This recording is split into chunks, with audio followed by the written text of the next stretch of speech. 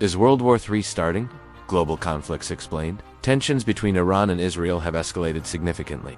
The United States remains militarily involved in multiple regions. Pakistan and Afghanistan have experienced cross-border clashes. China-Taiwan tensions remain unresolved. However, these conflicts are not officially connected into a single global alliance war. That is important. Iran and Israel have been enemies for decades. Israel views Iran's nuclear and missile programs as existential threats. Iran supports regional groups such as Hezbollah in Lebanon, Hamas in Gaza. Israel has conducted airstrikes targeting Iranian-linked positions in Syria and elsewhere. The United States supports Israel diplomatically and militarily. The U.S. has bases across the Middle East and often intervenes when escalation threatens regional stability. However, there is no official declaration of war between Iran and the United States. There are military strikes and retaliations, but not a declared global war. Pakistan accuses militant groups like Tehrik-e-Taliban, Pakistan, of operating from Afghan territory. The government of Afghanistan, under the Islamic Emirate of Afghanistan, denies supporting cross-border attacks.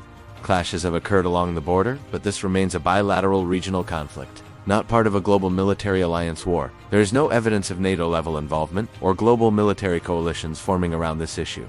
Let us simplify global alignment. United States supports Israel, supports Ukraine, has alliances through NATO. Iran supports Hezbollah, supports Hamas, has closer ties with Russia and China diplomatically. Russia, focused primarily on Ukraine conflict, cooperates with Iran strategically. China avoids direct military involvement, focused on Taiwan issue, encourages diplomatic solutions publicly. Pakistan maintains relations with China, historically allied with the United States, tries to balance relations with Iran and Gulf states. There is no formal to global sides like World War I or World War II. That distinction is critical. A true world war would involve major global powers formally declaring war, large-scale multi-continent military alliances, direct combat between nuclear-armed superpowers, global mobilization of economies and militaries. Right now, there is no global mobilization, no World War declaration, no unified two-bloc structure, no NATO versus Russia full-scale war, no US versus China open conflict. Instead, what we see is regional conflicts happening at the same time. That increases risk, but it is not yet World War III. The risk factors are